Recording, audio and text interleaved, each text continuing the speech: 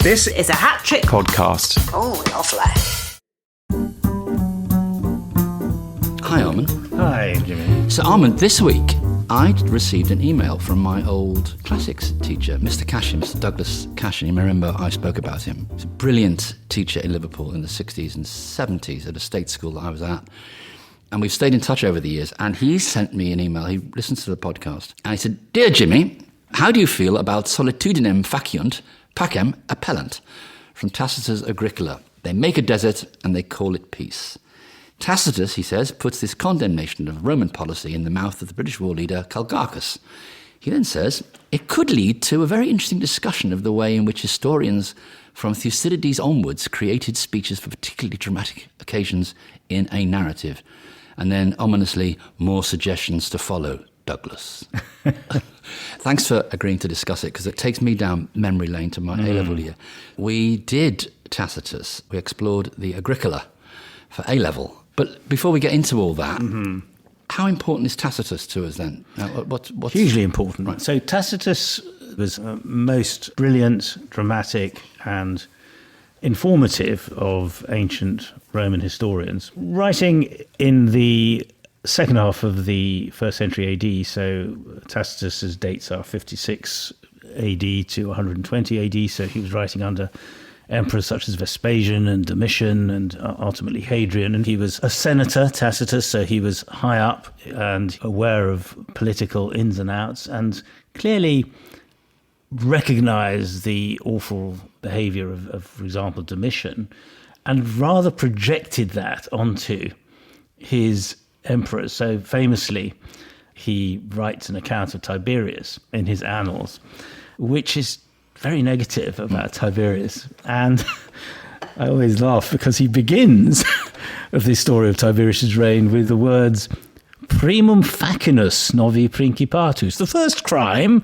of the new principate. Fabulously cynical bit of... I mean, he's so good at that. His Latin... initially when you come to it as a student, you find it a bit hard because it's quite so concise. Yeah. And he isn't interested in beautiful rounded phrases, but he will come up with a very pithy... And funny. And this is someone who claims to be writing sine ira et studia, another of his famous phrases, which is without passion or bias. So he's trying to present himself as a very objective historian. And in many ways he is, and he's giving us a lot of factual detail, but at the same time he does dramatize it. I think not to the extent that, say, Suetonius loves the pure sensation of Caligula pulling wings off flies and things like that. But, Tacitus does dramatize things, and it makes it really good reading, actually. It's fantastic. I mean, this quote is indeed imagined from a speech. Yes. So this is from the Agricola, which is a story of actually A monograph of his father-in-law. Father-in-law, yes, Agricola. So Claudius, the emperor, had set out to conquer Britain in 45 AD, and then gradually the conquest was extended, and Agricola was sent to be the governor of Britain, and he fought a huge battle with the Scots in a so-called Mons Graupius, 83 AD.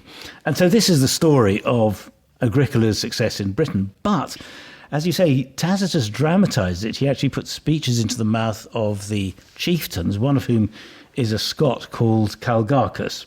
And, well, we call him a Scot, but he was called a Caledonian, so he's a Caledonian chieftain. And his speech in paragraph 30 of the Agricola goes like this: "To us who dwell on the uttermost confines of the earth and of freedom, this remote sanctuary of Britain's glory has up to this time been a defence. Now, however, the furthest limits of Britain are thrown open, and the unknown always passes for the marvellous.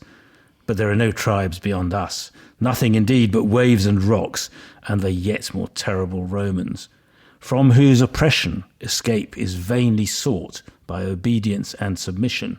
Robbers of the world, having by their universal plunder exhausted the land, they rifle the deep. If the enemy be rich, they are rapacious. If he be poor, they lust for dominion. Neither the east nor the west has been able to satisfy them. Alone among men they covet with equal eagerness poverty and riches. To robbery, slaughter, plunder, they give the lying name of empire, imperium. They make a solitude and call it peace. So that's the end of this amazing speech. Ubi solitudinem faciunt, pacem appellant.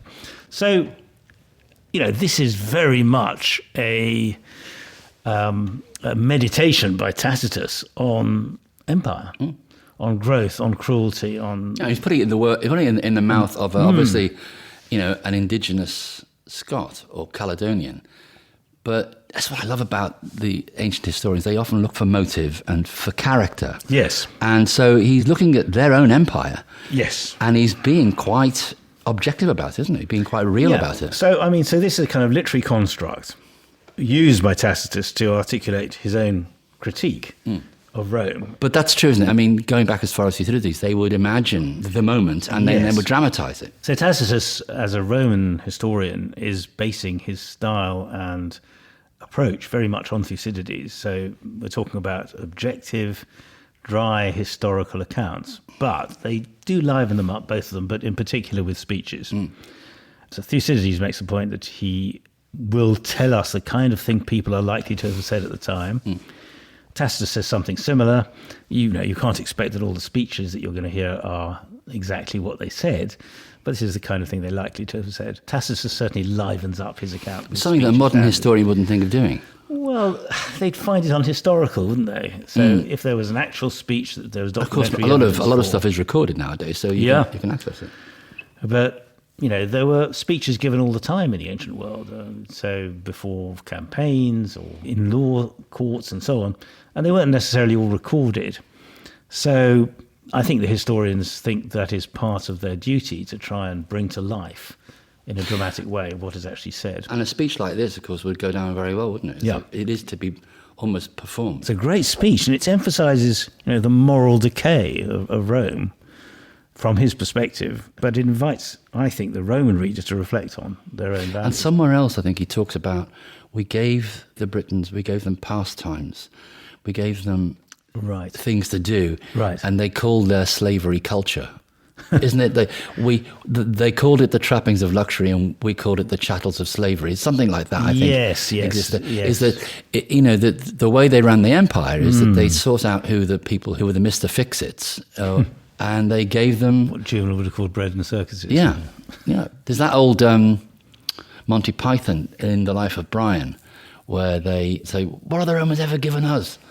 And it says, "Well, roads. Yeah, apart from roads, what have the Romans ever given us? Well, vegetables. Yeah, apart from vegetables, what have the Romans ever given us?" There's a huge list, of course, the benefits of empire. Yes. And that's why it's so complicated, isn't it? We look at our own empire now, and we're going through a period of being very, very objective about... we've taken the rosy tinted glasses off, and we're looking at what we did during our imperial past. And it's difficult, isn't it? Yes, it's amazing to think, actually, that it was possible to question imperialism even in Tacitus's time. In many ways, this is very much what the Roman emperors glorified, the idea that they were going to create, a 1,000-year Reich, as Hitler would have put it. But actually, it's clear that there were questioning voices. This is, I think, still quite remarkable to hear this even put into the mouth of one of Rome's enemies, but nonetheless very clearly articulated. It's clever to do that, isn't it, as well? Oh, yes. It's clever to say, well, it's what he would have said. But in a way, it does show that Tacitus' own experience will have been reflected in what he writes. If things had gone well and he'd been one of the victorious, conquering Roman generals, perhaps he would not have said that. But he is experienced enough to see that Roman imperialism is not just all good things. In a way, you could say, if you think about the British Empire, the growth of the British Empire, it was seen as, a civilizing empire, Christianizing, getting rid of terrible barbarian customs and all that sort of thing. But there were always voices of dissent. But they, in Victorian times, you wouldn't really have heard them in the way that you've heard them in the 20th century. And were there people, for example, questioning slavery back in because I know there's a kind of weird argument used in certain parts of America that why should we be studying, ancient Greek and Roman history because they were slave cultures, but actually it was a different relationship, wasn't it? With, Well, I mean, all ancient cultures, and obviously some quite modern ones too, have been slave cultures. There has been slavery. It was largely not questioned. I mean, you don't surprisingly even find Jesus in the Bible questioning the existence of slavery and saying it's a bad thing and that all humans are equal. And so, I mean, you did get some of that questioning even in ancient Greece. There's a character called Alcidamas who says, slaves have the same physique as we do. They breathe the same air. So we cannot differentiate between, a free person and a slave on the basis of our physique or anything like that. Aristotle didn't even say that. He seemed to think that there were natural slaves. Can you believe it? As great a thinker as Aristotle was prepared to accept that slavery was something that could be natural. So Romans, I mean, very much a slave society. Conquest, enslavement, and something that was really not questioned.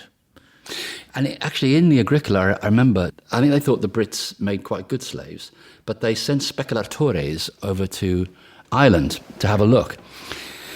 And they came back saying, well, actually, the land is too boggy, and we think the people are not bright enough to be slaves. And I think that's always a mark of how intelligent the Irish are. Because clearly what's happened is they've seen a Roman ship approaching, and they said, all right, boys, the Romans are coming, act stupid and take them down to the bogs. And 2 days later, the Romans said, look, thanks for showing us around, but we're off.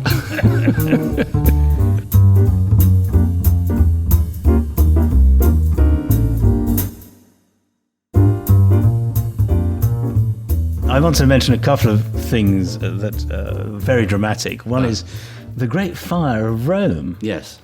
Which Nero was accused of, basically ignoring. I mean, it raged for 5 days. Well, it's famous, isn't it? He fiddled while Rome burned, yes. Most of Rome was destroyed by that fire. And the way that is described in Tacitus is also extremely powerful and poignant. And one thinks of the current fires in LA and how thousands of people have lost their homes. That was one. What Nero did is he decided to use the persecution of Christians. He brought persecution on the Christians as having created that fire, which of course was completely unfair, and subjected them to horrible punishments. And Tacitus, when he talks about that, it's interesting, he uses the term exitialis superstitio, which means a sort of baneful religion of Christianity. So he wasn't pro-Christian, but he says that the way Nero treated the Christians was so awful, sort of skinning them alive and that sort of thing, that people felt sorry for them. So the persecution of the Christians under Nero is one of the dramatic stories that he tells. But one of the other ones is Nero's decision to kill his mother, Agrippina. Oh, yes. But that's like a comic set piece. Well, it is a comic set piece. It is actually quite amusing. So Agrippina, she was a piece of work, clearly. And amongst other things, she was said to have wanted to have a sexual relationship with Nero so as to keep herself in power. And he was advised by Seneca, his advisor, and others that this was a bad thing, that the troops wouldn't like it if they thought that incest was going on. But in the end, she seems to be trying to get more power than Nero wanted to, and he decides he has to bump her off. So his freedman, his favourite freedman, a man called Anicetus, which interestingly means unbeatable in Greek. Mr. Unbeatable, who hated Agrippina because she was nasty to him when he was a younger slave, and he's a freedman now, and he's advising Nero, and he says, well, I'll tell you, we can do it this way. We can send her off in a boat that has a bit that will fall out when she's in the middle of the ocean, and it will just look as if she's drowned. And Nero thinks it's a jolly good idea. So this is the story of the collapsible boat. They send off Agrippina and it doesn't work. The boat collapses. It kills one of the rowers, I think, and Agrippina swims to safety. And they think, oh, God, we've got to bump her off. So they send the soldiers, and they actually... She says to them, she bares her womb famously and says, smite my womb, that is where I bore the monster. And then there are some horrible stories about Nero gloated over her naked dead body and so on. So it's one of those dramatic scenes. The death But it is of that Agrippina. thing when I first read that, I thought, it's a genius construction of a boat that kind of falls apart in the middle of the Bay of Naples. And I guess the people on board, they just thought an old lady couldn't swim that far, but she did. She was a tough Roman kind of matron. She was a toughie. Mm. Wasn't there a bit of a pile-on against Nero? I mean, he became an emperor when he was only 16 years of age, which, I mean, that would mess anybody up, wouldn't it? I think that the historians of the early Principate, so Tacitus, of course, writing under later emperors who he resented and hated, was going to project a lot of these ideas onto the earlier emperors. I remember talking to Mary Beard about Nero when she opened up the exhibition to Nero at the British Museum. And I said, oh God, he was 16. She said, yeah, 16. I said, it's like a footballer. You know, they're kind of pampered from a very early age. And she said, yes, you're right. He was the Gaza of the ancient world. Because Nero's interesting, because he was loved by the people, wasn't he? Well, I think, it's possible that all the emperors had a lot of popular success. And, those who they attacked and who they killed are the ones who were going to hate them. Mm. But the senatorial class hated them. It was the senatorial class, yeah. Because after his death, apparently, people would go to the place where he fell and leave flowers or whatever it was for years and years later. Well, Nero was famously quite a cultured emperor as well. Mm. So, I mean, this idea of him fiddling while Rome burned comes because he was very keen on giving concerts and playing the kithara, which was the large lyre, and putting on shows and things that actually were quite pleasing both to his senatorial group and to the people generally. And he encouraged that kind of popularity, popular behaviour.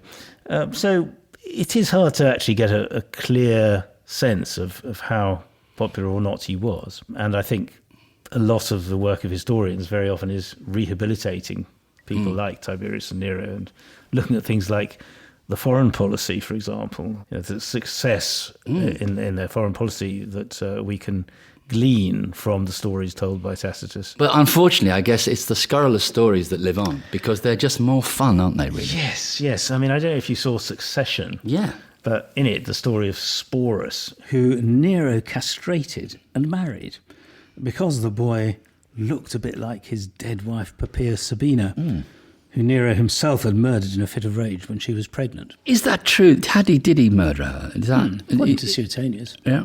Oh, so what's true? Nobody'd ever heard of Sporus, and some screenwriter decided, I'll tell this story. And Tom says to the younger one, Greg, you can be my Sporus. And you have to go to your book and say, who the hell is this Sporus character? Yeah. Well, didn't Nero famously settle the peace with a very troublesome part of the empire? Parthia, modern-day Persia, isn't it? Parthians, yes. Yeah. I remember Parthia because it was that kind of... you'd often hear someone saying, his parting shot was... And I'd always really be delighted to point out that it's actually not parting shot. It's Parthian shot. Because they were famous as bowmen. And so what they would do is they would ride off and turn around and shoot. So it looks as though they're in retreat. They'd be retreating and the army think, great, we got them on the run. And suddenly 1,000 horsemen who are going full pelt in one direction turn around, their horses going in the other direction, and fire their arrows and wreak havoc on the chasing army. The Parthian shot, not the parting shot, the Parthian shot. Yeah, that's how unpleasant I was, pointing out things like that when I was a young man. Can you imagine? I lost so many friends. So if someone listening thought, I haven't come across Tacitus, what's the best gateway to go through to get into Tacitus? The Annals is the most exciting and the most enjoyable. So it has things like the fire of Rome and of Agrippina's collapsible boat and of the Boadicea revolt, which has some exciting And she gives a speech in that, doesn't she? I think actually she's in book 14. So maybe books 14 and 15. I think that would be the fun way to get into Tacitus. Though if you just want a short text, I think the Agricola is not a bad one. And also it's about Britain. And it's quite interesting about how the Romans managed this particular part of the empire. Yes. It was actually one of my source materials when I wrote a sitcom called Chelmsford 123. Really? Yes. Amazing. We wrote a sitcom called Chelmsford 123. It was the first production of Hat Trick Productions. And it was set up at a dinner party with the emperor and this young senator played by my good self. And we conflated Aulus Paulinus and Suetonius. Was it Aulus Plautius and Suetonius? Suetonius Paulinus. And we created Aulus Paulinus. Right. And he pisses off the emperor at this party, says something that the emperor overhears. And so the next day he's banished to be governor of this part of the empire, Britannia, which no one can find on the map. And it's so far over, and they think, oh my God, where is this? And it's about how he sets up his base in Chelmsford. I said to my co-writer, Rory, we were talking about what to do, and I said, well, there's a class war here. You've got the Roman governor coming in. You can play a British tribal leader, and it's like Bilko. I mean, it was the British tribal leader was always trying to put one over on this rather stupid Roman governor. And he sets up his base in Chelmsford, and we thought it was a funny thing. Well, it was at the time. But here's the thing. As we're filming Chelmsford in 1987, they actually discovered a Roman fort in Chelmsford. So that was kind of life imitating art. Great idea. But something? It ran for 2 seasons, and it was pretty authentic. We actually got Peter Dix came and he absolutely said, no, they wouldn't say they would do that. We got the banquet right. We paid a lot of attention to the detail. And in the first scene, I said, it's in Rome. It has to be performed in Latin. So I'd forgotten most of my Latin language by then, so I sent it to a friend of mine who was still a classics teacher, Peter Dix, and he translated it into Demotic Latin, although we did play around with it. At one point, I disagree with the emperor and say the word testiculos, which is translated as bollocks. It was classy stuff, Armand. It was classy stuff.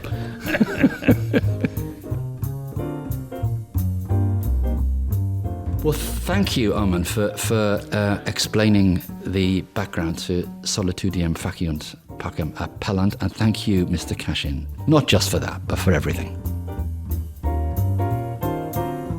It's All Greek and Latin to Me is presented by Armand Dangor and Jimmy Mulville. The producer is Diggory Waite, and the executive producer is Claire Broughton. It's All Greek and Latin to Me is a Hat Trick podcast. Hi everyone, I just wanted to give a mention to Classics for All. Classics for All is a charity, and what we want to do is provide access to the classics to as many state school pupils as possible, alongside training teachers who don't actually have to have any previous training in the subject. They hope that they make classics a sustainable part of the school curriculum. If you want to find out more about this fantastic charity, go to the website. It's www.classicsforall.org.uk.